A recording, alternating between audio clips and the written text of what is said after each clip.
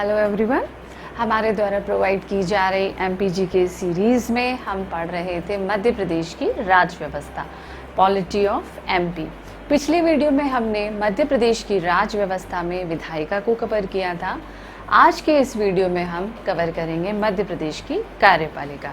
मध्य प्रदेश की विधायिका को देखने के लिए डिस्क्रिप्शन में उसका लिंक है, आई बटन पर भी प्रेस करके आप मध्य प्रदेश की विधायिका देख सकते हैं। चलिए इस वीडियो में आगे बढ़ते हैं तो देखते हैं मध्य प्रदेश की कार्यपालिका।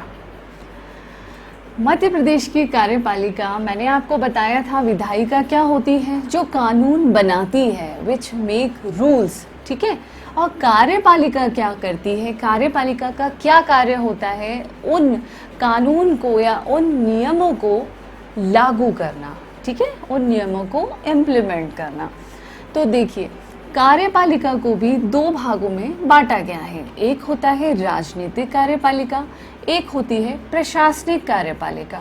राजनीतिक कार्यपालिका के अंदर कौन आते हैं देखते हैं। राजनीतिक कार्यपालिका में जो है राज्यपाल आते हैं और मुख्यमंत्री और उनकी मंत्री परिषद आती है।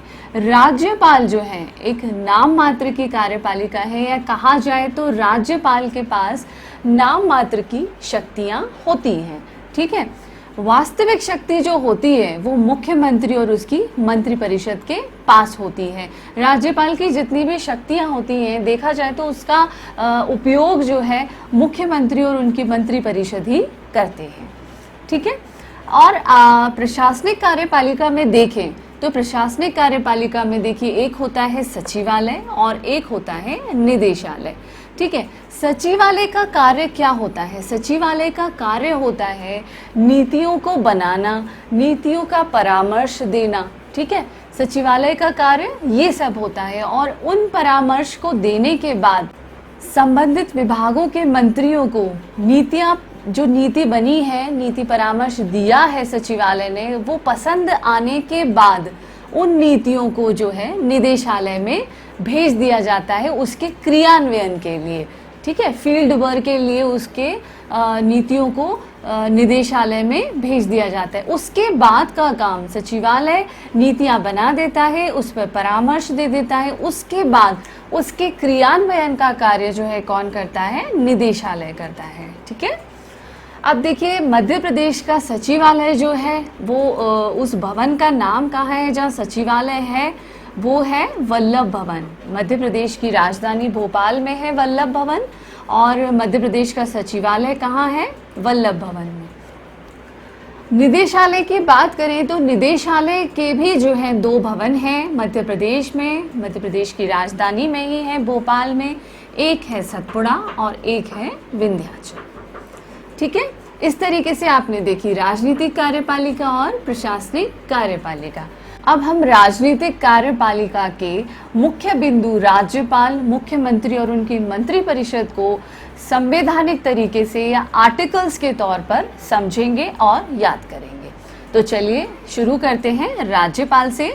राज्यपाल संवैधानिक प्रमुख होते हैं, ठीक है। मैंने आपको ऊपर भी बताया कि राज्यपाल जो है सिर्फ पद उनका शक्तियों वाला रहता है, लेकिन वास्तविक उन शक्तियों का प्रयोग जो है कौन करते हैं? मुख्यमंत्री करते हैं, ठीक है। इसीलिए राज्यपाल का जो पद है वो सिर्फ संवैधानिक प्रमुख है, ठीक है। इंडियन कॉन्स्टिट्यूशन के आर्टिकल 152 में राज्यपाल के पद का प्रावधान दिया गया है। आर्टिकल 153 में प्रत्येक राज्य के लिए एक राज्यपाल होना चाहिए, इसका प्रावधान है। एक राज्यपाल या एक व्यक्ति दो या दो से अधिक राज्यों का भी राज्यपाल हो सकता है, ठीक है। आर्टिकल 154 में देखते हैं। आर्टिकल 154 में राज्य की समस्त कार्यपालिका शक्ति जो है किस में निहित होती है? राज्यपाल में निहित होती है, राज्य की समस्त कार्यपालिका शक्ति, ठीक है। और आर्टिकल 155 में देखें तो राज्यपाल की नियुक्ति कौन करता है? राष्ट्रपति करते हैं, ठीक है। सारे आर्टिकल्स बहुत इंपॉर्टेंट हैं और एक एक चीज़ आपको इसमें बिल्कुल अपने दिमाग में अच्छे से बिठा लेना है, ठीक है। राज्यपाल की कौन करता है नियुक्ति? राष्ट्रपति करते हैं।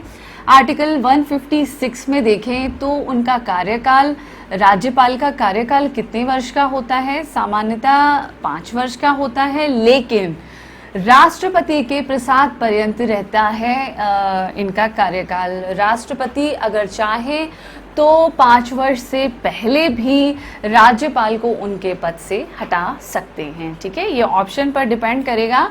आपको एग्जाम में इस तरीके से भी पूछ सकते हैं कि राज्यपाल जो है उनका कार्यकाल कितना होता है। अगर ईयर्स में दिया है तो आप 5 इयर्स करेंगे, लेकिन अगर राष्ट्रपति के प्रसाद पर्यंत दिया है तो आप राष्ट्रपति के प्रसाद पर्यंत करेंगे। ठीक है, आगे देखते हैं। आर्टिकल 157 से 158 में जो है राज्यपाल की योग्यता दी हुई है। योग्यता में देखें तो क्या क्या योग्यताएं होनी चाहिए एक राज्यपाल बनने के लिए। एक तो भारत का नागरिक होना चाहिए, भारत का नागरिक हो, 35 वर्ष की आयु पूरी कर चुका हो, किसी लाभ के पद पर ना हो। ठीक है, राज्यपाल जो है, राज्यपाल बनने के लिए उस व्यक्ति को किसी भी लाभ के पद पर नहीं होना चाहिए। ठीक है, इसके अलावा जो है देखते हैं, संसद और विधानमंडल के सदस्य ना हो। राज्यपाल पद पर आने के लिए उस व्यक्ति का जो है वो सदस्य नहीं होना चाहिए। किसका? ना ही वो संसद का सदस्य होना चाहिए और ना ही किसी विधानमंडल का सदस्य होना चाहिए। ठीक है, तो ये सारी योग्यताएं पूरी होने पर ही जो है किसी व्यक्ति को राज्यपाल पद दिया जा सकता है।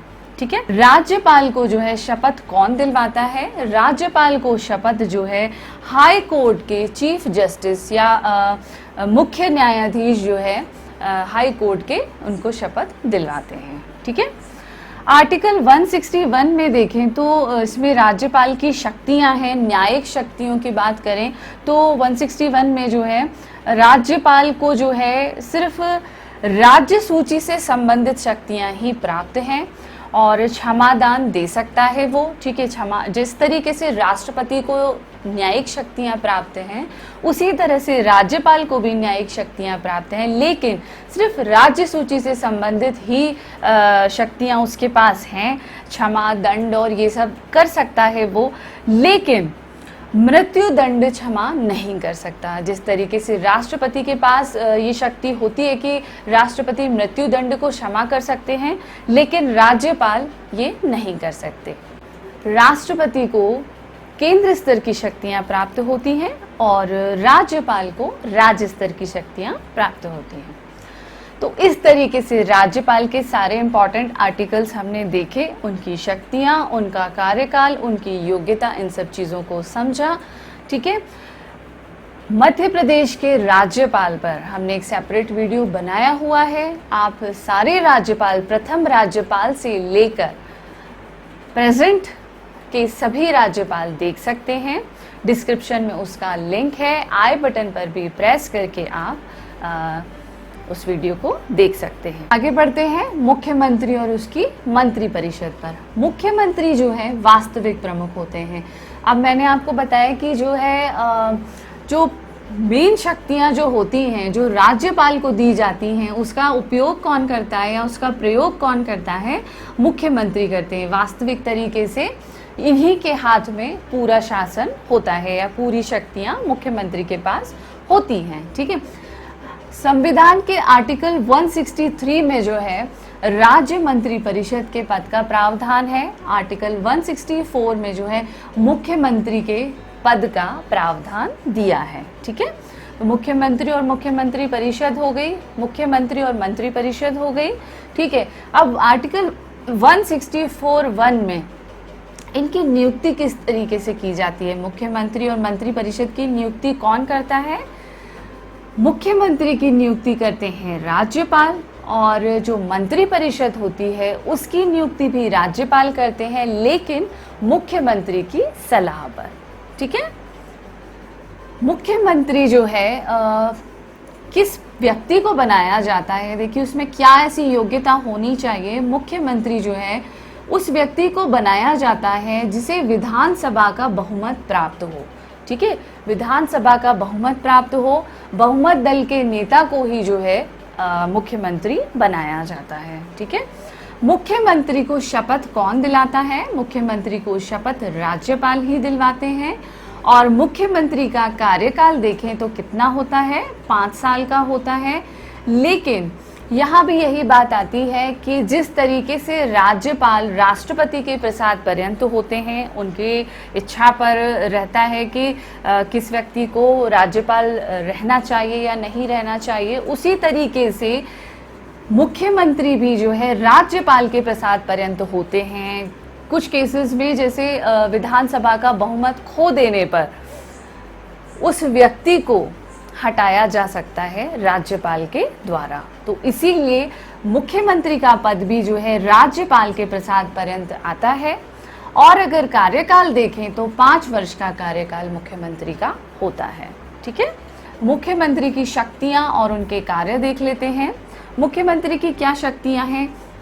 जितने भी कार्य जो है राज्य में किए गए हैं, ठीक है, उन कार्यों के बारे में जो है राज्यपाल को सूचित किया जाए कि सभी कार्य उस अकॉर्डिंग किए गए हैं।